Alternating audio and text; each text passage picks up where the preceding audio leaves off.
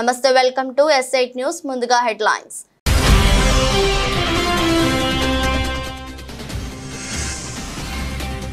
దానం నాగేందర్కు నగరానికి సంబంధించి ప్రతి సమస్య తెలుసన్న CM Revanth. Hyderabad brand image ను దెబ్బతీసే ప్రయత్నాలు చేస్తున్నారని విమర్శ.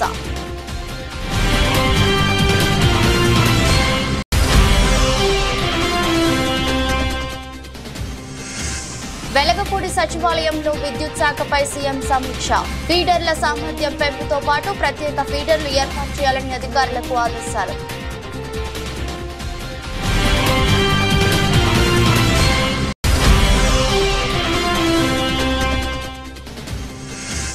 సీఎం రేవంత్ రెడ్డితో ఆనంద్ మహీంద్రా మర్యాద పూర్వక భేటీ. రాష్ట్రంలో మహీంద్రా గ్రూప్ పెట్టుబడులు, ఇతర అంశాలపై చర్చ.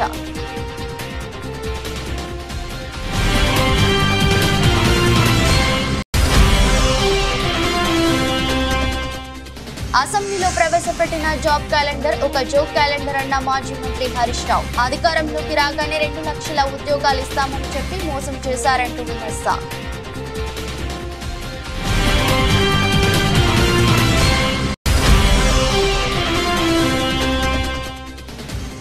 టైగా ముగిసిన టీమిండియా శ్రీలంక తొలి వన్డే.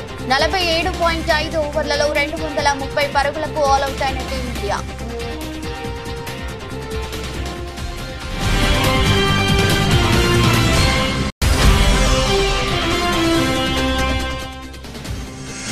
అంతర్జాతీయ మార్కెట్ల ప్రభావంతో బంగారం ధర పెరుగుతున్నా బంగారం ధర ప్రస్తుతం 70,000 మార్క్ చేసిన బంగారం ధర.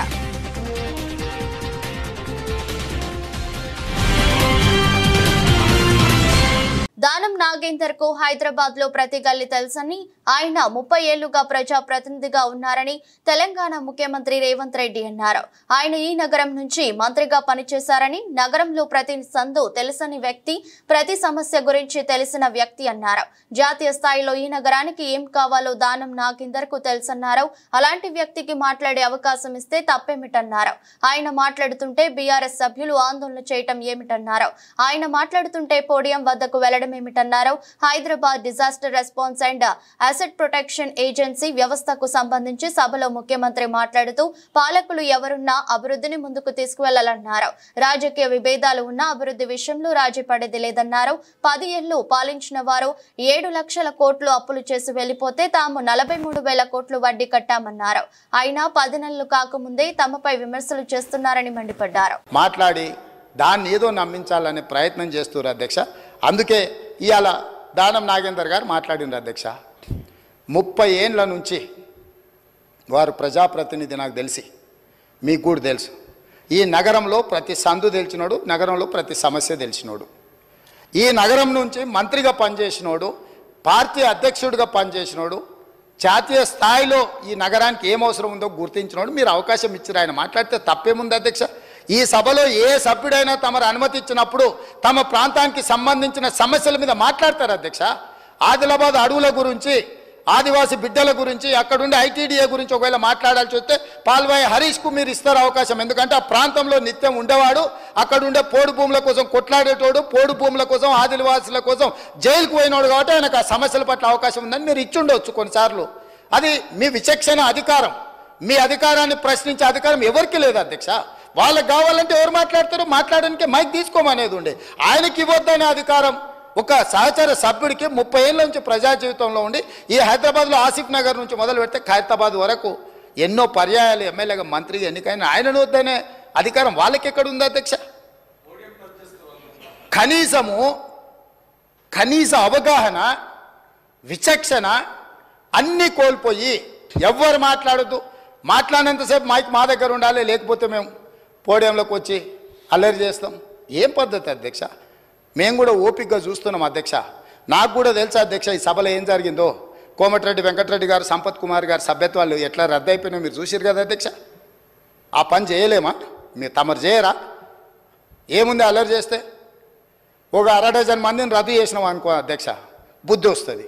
ఇంకోడు ఎవడాడికి రావాలంటే వెనక ముందు ఆలోచన చేస్తాడు అధ్యక్ష. రాష్ట్ర రైతాంగానికి పగటి పూటే 9 గంటల పాటు నాణ్యమైన విద్యుత్ అందించేందుకు చర్యలు తీసుకోవాలని ముఖ్యమంత్రి నారా చంద్రబాబు నాయుడు ఇంధన శాఖ అధికారులను ఆదేశించారు.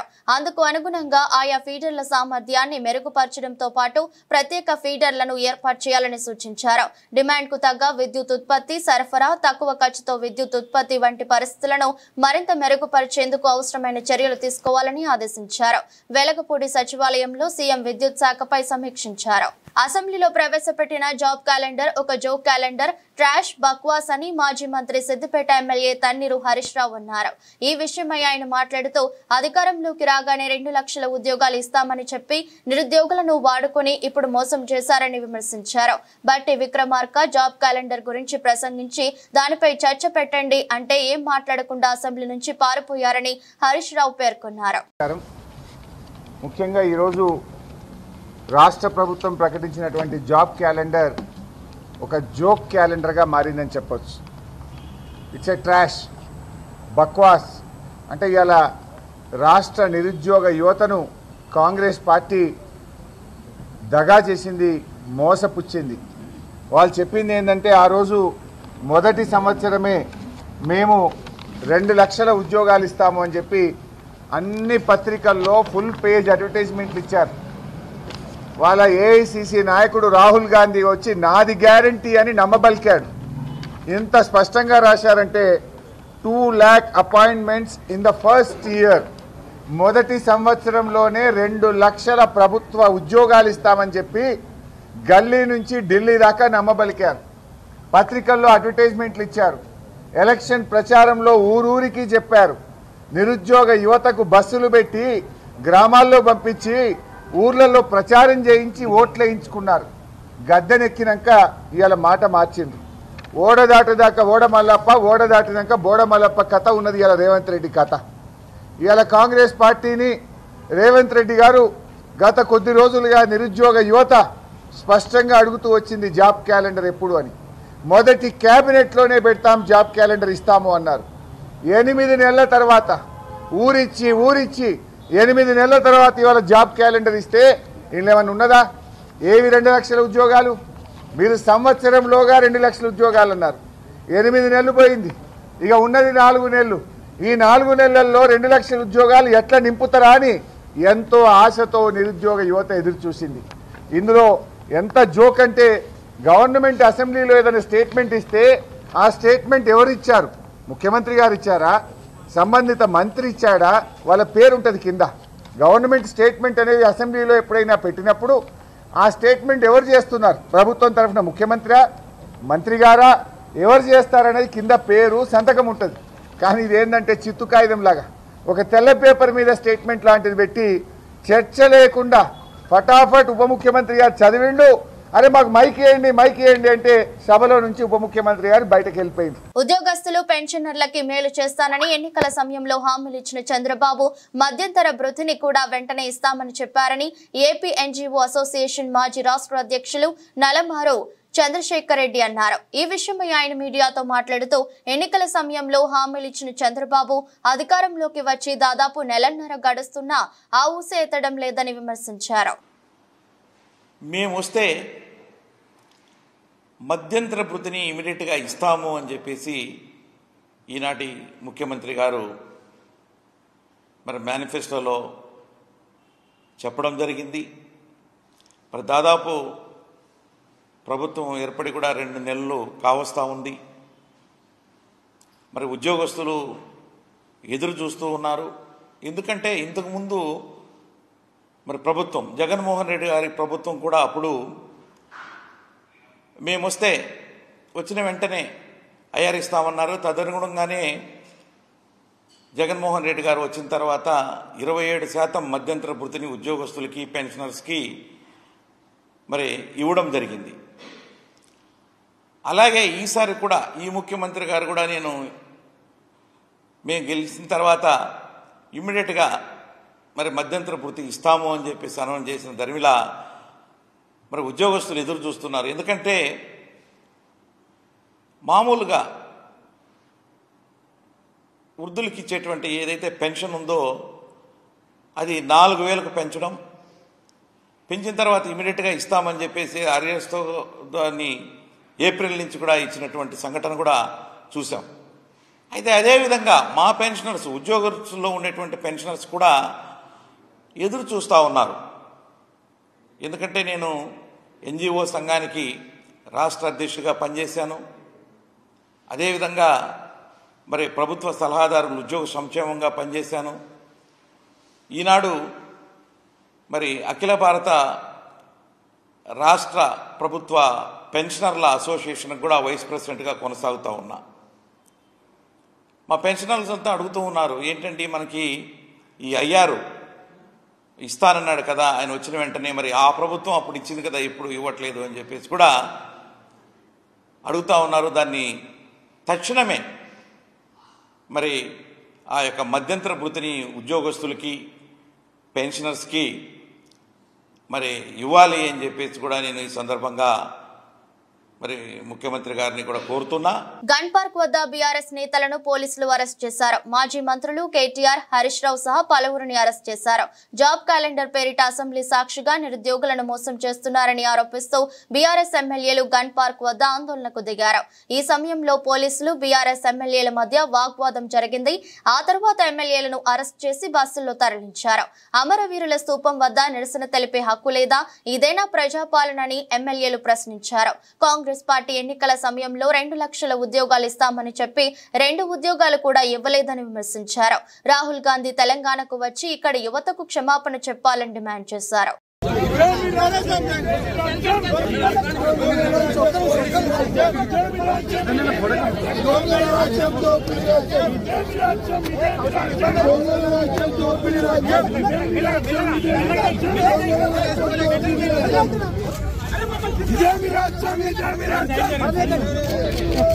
Job calendar bogus bogus bogus job calendar bogus job calendar bogus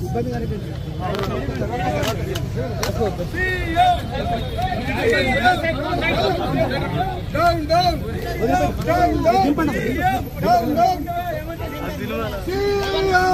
Jubilee hills నివాసంలో ముఖ్యమంత్రి రేవంత్ రెడ్డితో మహీంద్రా గ్రూప్, మహీంద్రా మరియు Mahindra limited, tech Mahindra limited chairman Anand Mahindra మర్యాదపూర్వకంగా భేటీ అయ్యారు.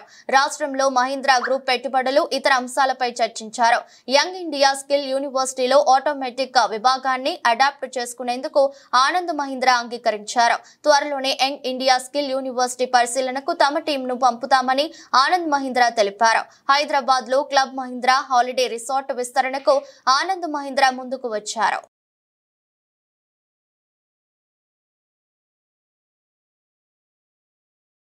ప్రభుత్వ బాలుర వసతి గృహాన్ని కొమరోలు తహసీల్దార్ మల్లికార్జున నాయుడు ఆకస్మిక తనిఖీ చేసి వార్డెన్ కు పలు సూచనలు చేశారు. ప్రకాశం జిల్లా కొమరోలులోని ఎస్సీ బాయ్స్ హాస్టల్ ను కొమరోలు తహసీల్దార్ మల్లికార్జున నాయుడు ఆకస్మిక తనిఖీ చేశారు. ఈ సందర్భంగా హాస్టల్ గదులను పరిశీలించారు. అనంతరం నీటి సౌకర్యాన్ని పరిశీలించారు.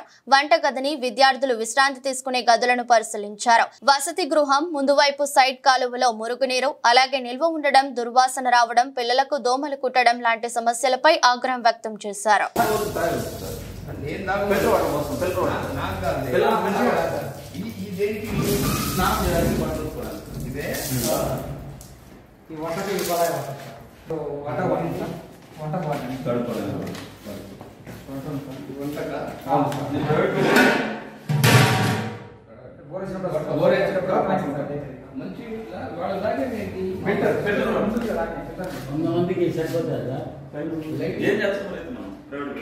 వరంగల్ జిల్లా నర్సంపేట నియోజకవర్గంలో పాకాల రోడ్లో నిర్మించిన మెడికల్ కళాశాలను మాజీ ఎమ్మెల్యే పెద్ది సుదర్శన్ రెడ్డి సందర్శించారు. అనంతరం ఆయన మీడియాతో మాట్లాడుతూ నర్సంపేట నియోజకవర్గ ప్రజలకు జిల్లా ఆసుపత్రిగా పేరు ఉందని, ప్రత్యేకంగా మెడికల్ కళాశాలకు సహకరించిన మాజీ సీఎం కేసీఆర్, హరీష్ రావుకు ధన్యవాదాలు తెలిపారు. ఈ కార్యక్రమంలో ఓడీసీఎంఎస్ చైర్మన్ గూగులోతు రామస్వామి నాయక్, రవీందర్ రెడ్డి, వెంకటరెడ్డి మరియు బీఆర్ఎస్ పార్టీ నాయకులు పాల్గొన్నారు. మహాద్భుతంగా ఇలా కళాశాల సంబంధించినటువంటి మరి పనులు, నిర్మాణ పనులను కూడా దాదాపు పూర్తి చేయడం జరిగింది. ఇటీవల కాలంలో national medical council 2024-25 academic year ప్రారంభించాల్సినటువంటి 8 మెడికల్ కళాశాలల్లో 8కి 8 రిజెక్ట్ చేసిన విషయం ప్రజలందరూ తెలుసు. దిగ్భ్రాంతికి లోనైనాం, చాలా బాధపడ్డాం. హనుమంతులు రావా, ప్రొఫెసర్లు, అసోసియేట్ ప్రొఫెసర్లు, మినిస్టరియల్ స్టాఫ్, సపోర్టింగ్ స్టాఫ్, నర్సులు అపాయింట్మెంట్ చేయలేదు. కొత్తగా వచ్చినటువంటి కాంగ్రెస్ పార్టీ ప్రభుత్వం 8 నెలలు గడిచినా పూర్తి స్థాయి అధికారులను, స్టాఫ్ను నియమించకపోవడంతో నేషనల్ మెడికల్ కౌన్సిల్ కొత్త కాలేజీలకు అనుమతులు నిరాకరిస్తున్నామని చెప్పి రాష్ట్ర ప్రభుత్వానికి మెయిల్ పంపిన విషయం మీ అందరూ తెలుసు. ఆ తర్వాత పాత సంబంధాలతో జిల్లా కలెక్టర్ గారితో పాటు, ఆనాడున్న కలెక్టర్ గారితో పాటు మిగతా వైద్య శాఖ ఉన్నతాధికారుల దృష్టి కూడా తీసుకెళ్లి మేము రిప్రజెంటేషన్ కూడా చేయడం జరిగింది. ఇటీవల కాలంలో కాంగ్రెస్ పార్టీ ప్రభుత్వం స్పందించి నేషనల్ మెడికల్ కౌన్సిల్కి మళ్లీ తిరిగి అప్పీల్ చేశారు. ఏ కాలేజీలో ఏ లొసుగులు అయితే ఉన్నాయో నేషనల్ మెడికల్ కౌన్సిల్ పారామీటర్స్ సమీక్షించినప్పుడు ఏ లోటు ద్వారా ఈ 8 కాలేజీలు రిజెక్ట్ చేయబడిందో దానికి సంబంధించినటువంటి కమిట్మెంట్ తెలంగాణ ఇప్పటి ప్రభుత్వం కూడా కమిట్మెంట్ ఇచ్చింది నేషనల్ మెడికల్ కౌన్సిల్. సో ఇవ్వడం ద్వారా నేషనల్ మెడికల్ కౌన్సిల్ ఇటీవల కాలంలో ప్రత్యేకంగా వర్చువల్గా మరి చేసినటువంటి సమీక్షల ద్వారా 8 కాలేజీల బదులు 4 కాలేజీలకు నిన్న సాయంత్రము అనుమతులు ఇస్తూ ఫైనల్ గా ఆర్డర్స్ జారీ చేయడం జరిగింది. మహబూబాబాద్ జిల్లా నరసింహాలుపేట మండల కేంద్రంలో సర్దార్ సర్వాయి పాపన్న జయంతిని పురస్కరించుకొని అమరుల యాదిలో గీతన్నల చైతన్య యాత్ర కార్యక్రమాన్ని నిర్వహించారు. అనంతరం గ్రామంలో బైక్ ర్యాలీ నిర్వహించి కల్లుగీత కార్మికుల సంఘం జెండాను ఆవిష్కరించారు. గౌడ్ సంఘం ఆధ్వర్యంలో ఏర్పాటు చేసిన కార్యక్రమానికి ముఖ్య అతిథిగా కల్లుగీత కార్మిక సంఘం రాష్ట్ర ప్రధాన కార్యదర్శి బెల్లం కొండ వెంకటేశ్వర్లు పాల్గొన్నారు. అనంతరం మాట్లాడుతూ గీత కార్మికుల సమస్యల పరిష్కారం కోసం అమరుల పోరాటాలను స్ఫూర్తిగా తీసుకుని ఉద్యమాలు చేయాలని పిలుపునిచ్చారు. ప్రతి సొసైటీకి తాటి చెట్ల పెంపకానికి 5 ఎకరాల ప్రభుత్వ భూమి ఇచ్చి తాటి, ఈత, ఖర్జూర, కళ్ళునిచ్చే పొట్టి చెట్లు నాటాలని, వృత్తిలో ప్రమాద నివారణ చర్యలు చేపట్టి సేఫ్టీ మోకులు వృత్తి చేసే వారందరికీ వెంటనే ఉచితంగా ఇవ్వాలని, వృత్తికి ఉపయోగించే ద్విచక్ర వాహనాలు ఇవ్వాలని డిమాండ్ చేశారు. ప్రభుత్వం చిత్తశుద్ధితో గీత కార్మికుల సమస్యలను పరిష్కరించాలని డిమాండ్ చేశారు. ఇంతవరకు అది అమలు జరపట్లే. 4000 రూపాయలు వృద్ధాప్య పెన్షన్ ఇస్తా అన్నారు, ఇంతవరకు అమలు జరపట్లే. కొత్త వృద్ధాప్య పెన్షన్ ఇవ్వట్లే. కానీ మనకి ఎలాంటి షరతులు లేకుండా వృద్ధాప్య పెన్షన్ ఇవ్వాలి. ఆయనకు కొడుక్కి ప్రభుత్వ ఉద్యోగం ఉన్నది కాబట్టి తండ్రికి పెన్షన్ ఇవ్వట్లేదు అంటారు. ఎందుకు? ఆయన కళ్ళు గీస్తుంటే తండ్రి, కొడుకు ఉద్యోగం ఉంటే పన్ను కట్టించుకోలేదా? పన్ను కట్టించుకున్నారు, పన్ను మాఫీ చేయలే. కానీ ఇవాళ పింఛన్ ఇచ్చే కాడికి వచ్చేసరికి కొడుకు ఉద్యోగం ఉన్నది, తండ్రికి లేదండి. ఆ తండ్రికి 3 పిల్లలు సమకూర్చుకొని అనేక కోటల్ని, భువనగిరి కోట నుంచి, వరంగల్ కోట నుంచి భువనగిరి కోట, ఉస్మాన్ కోట, అదేవిధంగా కిలాషపురం కోట, ఎన్ని కోటలను జయించుకుంటూ మొఘల్ చక్రవర్తుల్ని, నవాబుల్ని, నైజాముల్ని మొత్తం కూడా ఓడించుకుంటూ హైదరాబాద్ నడిబొడ్డునున్న గోల్కొండ కోటని ఒక బీసీ, ఒక కల్లుగీత కార్మికుడు కళ్ళు గీసి గొడ్లను కాసి ఇవాళ రాజ్యాధికారం చేపట్టిందంటే అది ఎవరి తరం? ఇవాళ ధైర్యంగా ప్రాణాన్ని గుప్పిట్లో పెట్టుకొని అతి ప్రమాదకరమైన వృత్తి చేసుకుంటూ ఇవాళ మనం బతుక్కుంటూ సమాజాన్ని బతికించుకుంటూ ప్రభుత్వాన్ని కూడా ఇప్పటిదాకా బతికించినాం. సమాజం అంటే ఏంటి? ఇవాళ గ్రామీణ వైద్యులు లేరు. ఎంతముందు గతంలో గ్రామీణ వైద్యులు ఎవరు? కల్లుగీత కార్మికుడు గౌడే. ఎందుకు? అవాళ విరోచనాలైన షుగర్. రోడ్డు ప్రమాదాల నివారణ, దొంగతనాలు అరికట్టడం కోసం ప్రత్యేక చర్యలు తీసుకుంటున్నామని మెదక్ జిల్లా ఎస్పీ ఉదయ్ కుమార్ రెడ్డి తెలిపారు. వెల్దుర్తి మండల కేంద్రంలోని పోలీస్ స్టేషన్ ను ఆయన ఆకస్మికంగా సందర్శించారు. స్టేషన్ లో నమోదు అవుతున్న కేసుల వివరాలను అడిగి తెలుసుకున్నారు. పలు రికార్డులను పరిశీలించారు. స్టేషన్ కు వచ్చే వారి పట్ల మర్యాదగా వ్యవహరించాలని, వారికి న్యాయం జరిగే విధంగా చర్యలు తీసుకోవాలని సిబ్బందికి సూచించారు. చోరీల నివారణ కోసం ప్రత్యేక గస్తీ బృందం ఏర్పాటు చేస్తున్నామని తెలిపారు. తర్వాత చాలామంది కూడా ఏంటంటే ఈవినింగ్ టైంలో అంటే ఈ యాక్సిడెంట్స్ అన్ని కూడా అనలైజ్ చేస్తే డ్రంక్ అండ్ డ్రైవింగ్ తోటి కొద్దిగా అవుతున్నాయి ఎక్కువ మంది. దాని మీద కూడా మేము స్పెషల్గా కేర్ తీసుకుంటాం ఇప్పటి నుంచి. తర్వాత దొంగతనాలు అరికట్టడానికి కూడా నైట్ బీటు ఎక్కువ తిరుగుతున్నాం. మొత్తం బీసీలు కానీ పెట్రోల్ కానీ కూడా మొత్తం రీఆర్గనైజ్ చేసి ఒకటి క్యూఆర్టీ కూడా పెట్టి సర్ప్రైజ్ వెహికల్ చెకింగ్ ఎప్పుడు ఒక 30 మంది జిల్లాలో అన్ని ప్లేసెస్లో ఏదో ఒక చెకింగ్ పెట్టే విధంగా స్టార్ట్ చేశాం. లక్షలు మనోళ్ళంతా డైవర్షన్ అంతా అటు ఇటు ఉంది. కుప్పం మున్సిపాలిటీని పరిశుభ్రమైన మున్సిపాలిటీగా తీర్చిదిద్దడానికి కమిషనర్ శ్రీనివాసరావు నడుం బిగించారు. ఈ సందర్భంగా ఆయన మాట్లాడుతూ పలు వార్డులలో మహిళా సంఘాలకు అవగాహన కార్యక్రమాలు నిర్వహించారు. డోర్ టు డోర్ చెత్త సేకరణకు ప్రతిరోజు ట్రాక్టర్లు వస్తాయని, చెత్త నిల్వలను ట్రాక్టర్లలో వేయాలని సూచించారు. ఇండ్ల పరిసరాలలో శుభ్రత, 100% మరుగుదొడ్ల వినియోగంపై మహిళలకు అవగాహన కల్పించడం జరిగిందని కుప్పం మున్సిపల్ కమిషనర్ శ్రీనివాసరావు తెలిపారు. కుప్పం పురపాలక సంఘం కొత్తగా 2020లో కాన్స్టిట్యూట్ అయింది. ఈ పురపాలక సంఘం పరిధిలో ఇప్పటి వరకు door to door solid waste collection అనేది లేదు. అందులో భాగంగా పురపాలక సంఘం పరిధిలో టీకేపల్లి, మిగతా ఇతర ప్రాంతాల్లో 10-11 వార్డుల్లో ఈ మహిళలకు అందరికి కూడా అవగాహన కల్పించడం జరిగింది. వాళ్ళ ఇళ్లలో ఉత్పత్తి అయ్యే చెత్త చక్కగా పురపాలక సంఘ వాహనానికి మాత్రం వేయాలి, బహిరంగ ప్రదేశాలు వేయకూడదు.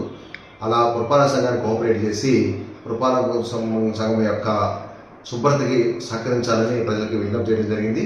ప్రజలందరూ కూడా పూర్తిగా సహకరిస్తున్నారు, వారికి ధన్యవాదాలు. పురపాలక సంఘ పరిధిలోని ప్రతి కాలనీకి మా వాహనం వస్తుంది. వాహనం రాకపోతే ఫోన్ నెంబర్ డిస్ప్లే చేస్తున్నాము. ఆ ఫోన్ నెంబర్లకి బోర్డులు పెట్టి ఫోన్ నెంబర్ డిస్ప్లే చేస్తున్నాం. ఆ ఫోన్ నెంబర్కి ఫోన్ చేసి ఒకవేళ వాహనం రాకపోతే ఆ ఫోన్ నెంబర్కి కాల్ చేస్తే వాహనం పంపిస్తాము. వీటన్నిటికీ కూడా పురపాలక సంఘ పరిధిలో ప్రజలందరూ సహకరించాలని, వ్యాపారస్తులు, స్టేక్ హోల్డర్స్ అందరూ సహకరించాలని మరీ విజ్ఞప్తి. కొమరం భీం ఆసిఫాబాద్ జిల్లా కాగజ్ నగర్ మండలంలోని వంకులం సమీపాన ఉన్న పెద్దవాగు వంతెన శిథిలావస్థలో ఉన్నందున బీఆర్ఎస్ నాయకుడు సిర్పూర్ నియోజకవర్గం సమన్వయ కన్వీనర్ లేండుగురే శ్యామరావు సందర్శించి కలెక్టర్ కు వినతి పత్రం అందించారు. అనంతరం మాట్లాడుతూ వెంటనే మరమ్మతులు చేపట్టాలని, లేని పక్షంలో ఆందోళన కార్యక్రమాలు చేపడతామని అన్నారు. టోల్గేట్ తప్పించుకోవడానికి ప్రతిరోజు వందల సంఖ్యలో బండ్లు ఓవర్లోడ్ బర్లన్నీ పోతున్నాయి. ఆ బండ్లు పోయినప్పుడు ఈ పిచ్చి అటు పోతుంది. అదేవిధంగా ఎక్కడెక్కడ క్రాక్స్ వచ్చినాయి, పలిగిపోయినాయి. అందులో రైళ్లు ఆటలు కనబడుతున్నాయి. కాబట్టి మేము ప్రభుత్వాన్ని కోరుకుంటున్నాం. అదేవిధంగా ఈ స్థానిక ఎమ్మెల్యే హరీష్ రావు కూడా చెప్తున్నాం, దీన్ని అసెంబ్లీలో ప్రస్తావించి ఈ బ్రిడ్జికి నిధులు శాంక్షన్ చేయించి వెంటనే దీన్ని కట్టాలని కోరుకుంటున్నాం. లేకపోతే మరి గత సంవత్సరం అందెలి బ్రిడ్జి ఏ విధంగా అయితే కూలిపోయిందో ఆ అందెలి బ్రిడ్జి కూలిపోవడం వల్ల దాదాపు 200 గ్రామాలకు రాకపోకలు మంది చాలా ఇబ్బందులు పాలవుతున్నాం. అదేవిధంగా ఈ బ్రిడ్జి కాకముందే దీనికి ప్రభుత్వం స్పందించి, రేవంత్ రెడ్డి కావచ్చు, స్థానిక ఎమ్మెల్యే కావచ్చు, మరి స్పందించి వెంటనే ఈ నిధులు కేటాయించి ఈ బ్రిడ్జి కట్టాలని కోరుకుంటున్నాం. ఎందుకంటే ఈ బ్రిడ్జి కట్టడానికి 2-3 సంవత్సరాలు పడుతుంది.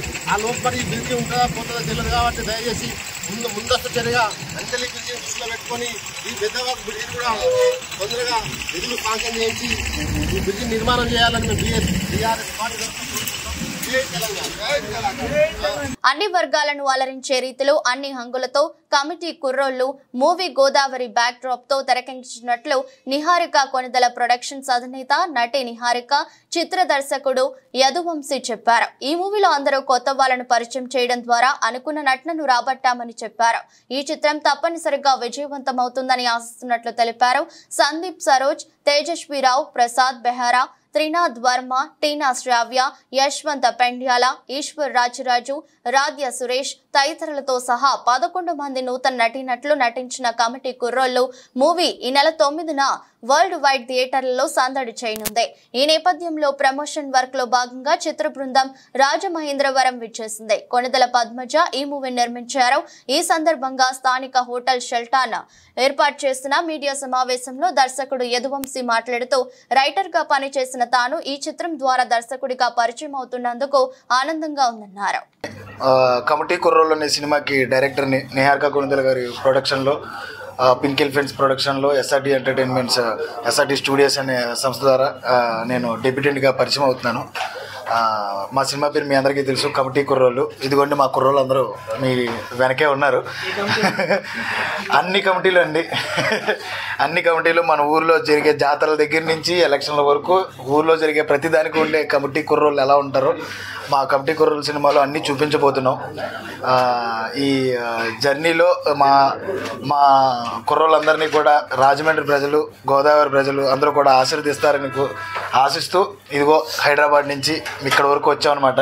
మీ ఆశీస్సులు మా కుర్రోళ్ళకి, మా పింక్ ఎలిఫెంట్ పిక్చర్స్కి, మా సినిమా మీద ఉండాలని ప్రగాఢంగా ఆశిస్తున్నాను అనమాట. అవునండి, ఫస్ట్ సినిమా అండి, డెబ్యూటెంట్. నన్ను పరిచయం చేస్తుంది నిహారిక గారు and pink elephant pictures SRT studios. But committee కుర్రాళ్ళు అన్న సినిమా యదువంశి గారు నాకు ఫస్ట్ నరేట్ చేసినప్పుడే నేను ఇలాంటి కథ వినిన తర్వాత దీంతో నేను అసోసియేట్ అయి ఉండాలని చాలా గట్టిగా కోరుకున్నాను. చాలామంది చేతులు మారి 3 సంవత్సరాలుగా నా దగ్గరికి వచ్చింది కథే నన్ను కోరుకుంది అని నేను బిలీవ్ చేస్తాను as a producer. So I'm very grateful. నాకు ఇంత మంచి టీం వచ్చింది. ఈ 11 మంది ఎంత హార్డ్ వర్క్ చేశారంటే అది నేను ఇప్పటి వరకు చూడలేదు, అంత హార్డ్ వర్కింగ్ యంగ్స్టర్స్ని. అండ్ యదువంశి గారు ఆయనదే ఫస్ట్ సినిమా కాదు ఇది, నాది కూడా as a producer, as a feature film producer first సినిమా. సో మీ అందరు ఆశీస్సులు ఉంటాయని కోరుకుంటున్నాను. Thank you so much. ప్రస్తుతానికి కమిటీ కుర్రోళ్ళు రిలీజ్ అయ్యేంత వరకు ఏం ప్రాజెక్ట్స్ అనుకోలేదు సార్. బట్ రిలీజ్ అయిన తర్వాత ఐ విల్ లుకింగ్ ఫర్ కొన్ని ప్రాజెక్ట్స్. నిజంగా సెట్ అయ్యే అంటే మా ఫ్యామిలీలో ఎవరికైనా వాళ్ళకి సెట్ అయ్యే ఒక కథ నా దాకా వచ్చి నేను తీయగలుగుతాను అన్న నమ్మకం నాకు కుదిరితే కనుక డెఫినెట్గా తీస్తాను. మొన్న టీమిండియా శ్రీలంక జట్ల మధ్య చివరి T20 మ్యాచ్ టై కావడంతో సూపర్ ఓవర్ ద్వారా విజేతను నిర్ణయించాల్సి వచ్చింది. నేడు ఇరు జట్ల మధ్య తొలి వన్డే కూడా టై అయింది. కొలంబోలోని ప్రేమదాస స్టేడియంలో జరిగిన ఈ మ్యాచ్ లో మొదట బ్యాటింగ్ చేసిన శ్రీలంక 50 ఓవర్లలో 8 వికెట్లకు 230 పరుగులు చేసింది. లక్ష్య ఛేదనలో టీమిండియా కూడా సరిగ్గా 230 పరుగులే చేసింది. టీమిండియా 47.5 ఓవర్లలో ఆల్అౌట్ అయింది. టీమిండియా ఇన్నింగ్స్ లో కెప్టెన్ రోహిత్ శర్మ 58, అక్షర్ పటేల్ 33, KL రాహుల్ 31, శివం దుబే 25, విరాట్ కోహ్లీ 24, శ్రేయాస్ అయ్యర్ 23 పరుగులు చేశారు. శుభ్మాన్ గిల్ 16, వాషింగ్టన్ సుందర్ 5 పరుగులకు అవుట్ అయ్యారు. చివర్లో టీమిండియా విజయానికి 18 బంతుల్లో 5 పరుగులు కావాల్సి ఉండగా చేతిలో 2 వికెట్లు ఉన్నాయి. క్రీజులో శివం దుబే, సిరాజ్ ఉన్నారు. ఇన్నింగ్స్ 48వ ఓవర్ విసిరిన శ్రీలంక కెప్టెన్ చరిత్ అసలంక 4వ బంతికి శివం దుబేను అవుట్ చేశాడు. ఆ తర్వాత బంతికే హర్షదీప్ ను డకౌట్ చేయడంతో టీమిండియా ఇన్నింగ్స్ కు తెరపడింది. శ్రావణ మాసం వచ్చేస్తోంది. బంగారం ధరలకు రెక్కలొస్తున్నాయి. సోమవారం నుంచి శ్రావణ మాసం ప్రారంభమవుతున్న సంగతి తెలిసిందే. పూజలు, వ్రతాలతో తెలుగు లోగిళ్లు కలకలలాడతాయి. ఫంక్షన్లు, పెళ్లిళ్లు ఉండటంతో బంగారానికి భారీగా డిమాండ్ ఉంటుంది. అంతర్జాతీయ మార్కెట్ల ప్రభావంతో బంగారం ధర పెరుగుతోంది. బంగారం, వెండిపై కేంద్ర ప్రభుత్వం కస్టమ్స్ సుంకం 6% తగ్గించింది. దాంతో ధరలు తగ్గాయి. ఆ తర్వాత మాత్రం వరుసగా పెరుగుతూ వస్తున్నాయి. హైదరాబాద్ లో 10 గ్రాముల 22 క్యారెట్ల బంగారం ధర 64,810గా ఉంది. మేలిమి బంగారం ధర 70,000 మార్క్ చేసింది. 70,700గా ఉంది. విశాఖపట్నం, విజయవాడలో బంగారం ధరల్లో తేడా లేదు. 22 క్యారెట్ల బంగారం ధర 64,810గా ఉండగా 24 క్యారెట్ల బంగారం ధర 70,700గా ఉంది. వెండి ధర కూడా పెరిగింది. ఢిల్లీలో కిలో వెండి ధర 86,400గా ఉంది. ముంబైలో 87,300, బెంగళూరు కిలో వెండి 86,100, చెన్నైలో కిలో వెండి ధర 90,900గా ఉంది. హైదరాబాద్, విజయవాడ, విశాఖపట్నాల్లో కిలో వెండి ధర 90,900గా ఉంది. వార్తలు ముగించే ముందు మరోసారి హెడ్లైన్.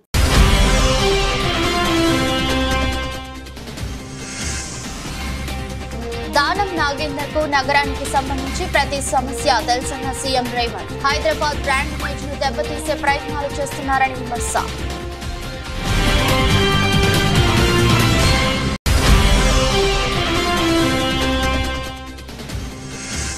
వెలగపూడి సచివాలయంలో విద్యుత్ శాఖపై సీఎం సమీక్ష. ఫీడర్ల సామర్థ్యం పెంపుతో పాటు ప్రత్యేక ఫీడర్లు ఏర్పాటు చేయాలని అధికారులకు ఆదేశాలు.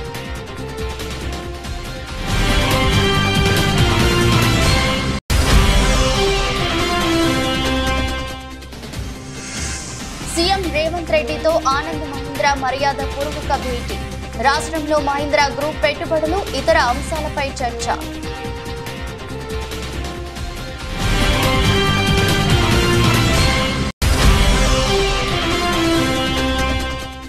అసెంబ్లీలో ప్రవేశపెట్టిన జాబ్ క్యాలెండర్ ఒక జోక్ క్యాలెండర్ అన్న మాజీ మంత్రి హరీష్ రావు. అధికారంలోకి రాగానే 2 లక్షల ఉద్యోగాలు ఇస్తామని చెప్పి మోసం చేశారంటూ విమర్శ.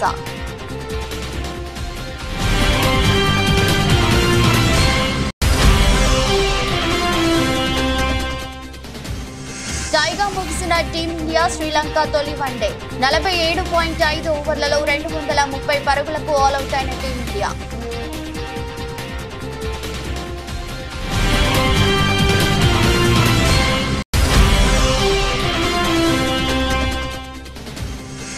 అంతర్జాతీయ మార్కెట్ల ప్రభావంతో బంగారం ధర పెరుగుతున్న బంగారం ధర ప్రస్తుతం 70,000 మార్క్ చేసిన బంగారం ధర.